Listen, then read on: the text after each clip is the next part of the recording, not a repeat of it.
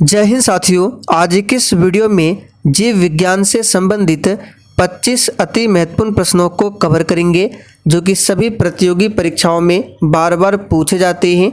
तो साथियों, सेशन आप लोगों के लिए काफ़ी ज़्यादा इम्पोर्टेंट रहेगा, इसलिए आप सभी पूरा सेशन को ध्यानपूर्वक देखें। और साथियों, जीव विज्ञान का आज ये पहला वीडियो है, तो चलिए फटाफट से आप सभी लाइव में जुड़ जाइए।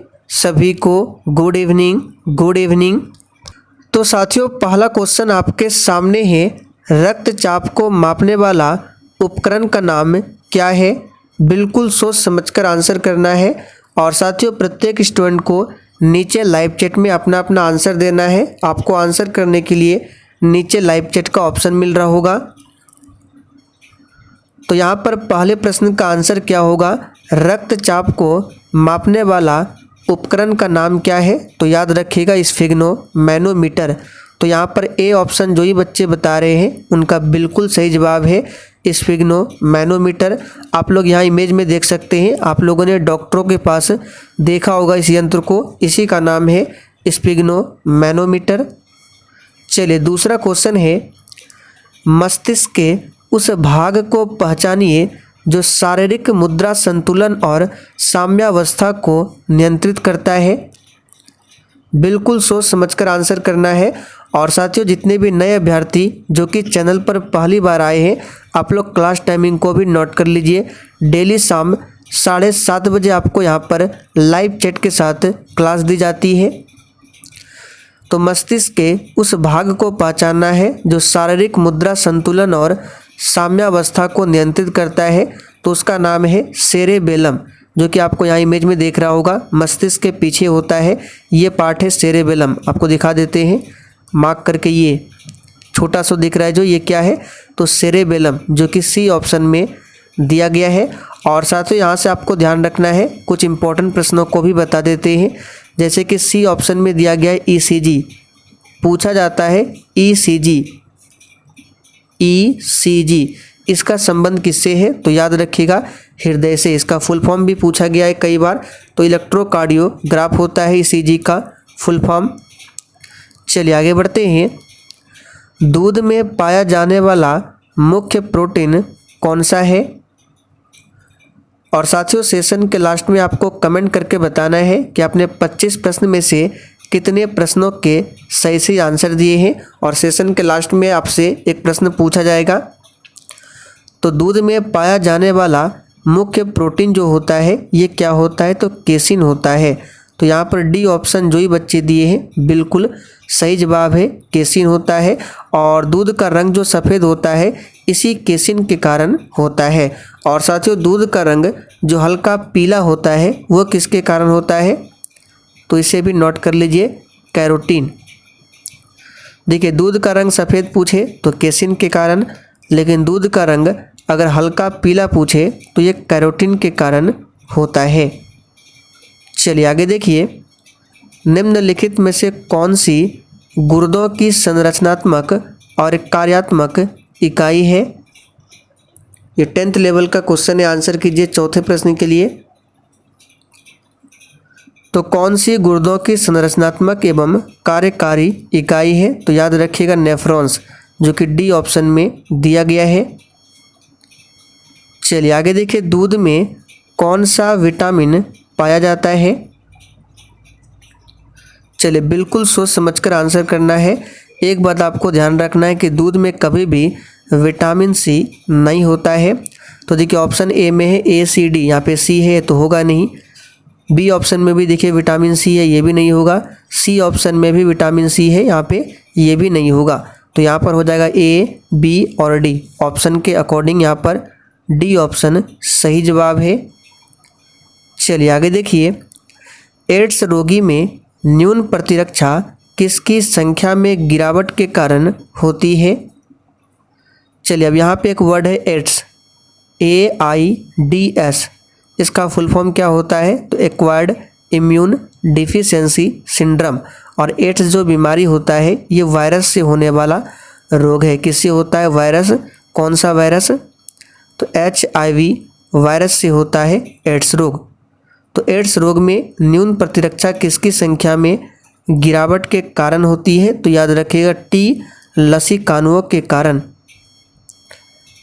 आगे देखिए, वंशागति के क्रोमोसोमवाद का सिद्धांत किसने प्रस्तुत किया था? और साथियों, जिसने अभी तक सेशन को लाइक नहीं किया है, प्लीज़ आप सभी से रिक्वेस्ट है कि आप सभी सेशन को साथ में लाइक भी करते चले और सेशन को शेयर करना ना भूलें। तो यहाँ पर 7वें प्रश्न का सही जवाब है सटन एवं बोवेरी ने। चलिए आगे देखिए, तने में कैम्बियम छल्ले की सक्रियता से पीछ की ओर जाने वाली कोशिकाएं कौन सी है? तो हमने आपको पहले भी बताया था, ये है द्वितीयक जाइलम। तो सी ऑप्शन जो ही बच्चे दिए हैं बिल्कुल सही जवाब है। अच्छा, जाइलम का कार्य क्या होता है? तो ये जल का परिवहन करता है पौधे में। और फ्लोएम का कार्य क्या होता है? तो खाद्य पदार्थों का ये क्या करता है? तो ये संवहन करता है पौधे में खाद्य पदार्थ का। स्कर्वी रोग किस विटामिन की कमी के कारण होता है? और साथियों, आप सभी डेली क्लास को अटेंड करेंगे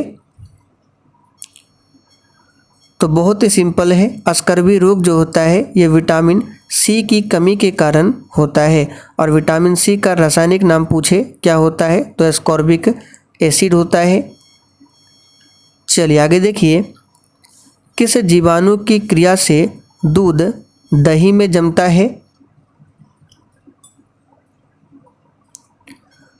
तो साथियों, यहाँ पर इसका सही जवाब है लैक्टिक एसिड बैक्टीरिया के कारण क्या होता है? दूध जो है वो दही में जम जाता है। तो यहाँ पर पहला ऑप्शन आपका सही जवाब है। चलिए आगे देखिए, निम्न में से कौन सा संवहनी क्रिप्टोगैम्स यानी कि अपुष्पी है? तो बहुत ही सिंपल है, ये है टेरिडोफाइटा, जो कि बी ऑप्शन में दिया गया है। चलिए नेक्स्ट है, निम्नलिखित में से कौन आनुवांशिकी के जनक के रूप में जाने जाते हैं? बिल्कुल टॉप लेवल का क्वेश्चन है, आंसर कीजिए। तो साथियों, आनुवांशिकी के जनक के रूप में कौन जाने जाते हैं? तो याद रखिएगा ग्रेगर जॉन मेंडल। यहाँ पे इस तरह से होगा, टाइपिंग एरर है, ग्रेगर जॉन मेंडल। चलिए आगे देखिए, निम्न में से कौन सा रोग थायराइड ग्रंथि से संबंधित नहीं है?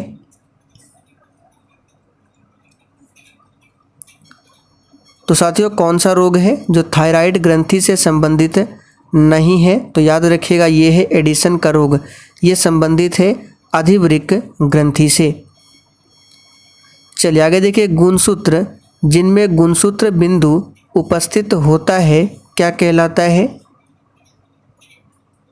तो साथियों, जिसमें गुणसूत्र बिंदु अनुपस्थित होता है उसे क्या कहते हैं? तो उसे कहते हैं सेंट्रिक।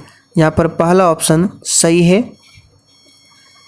आगे देखिए, शरीर में पानी की कमी से होने वाली स्थिति का वर्णन क्या है?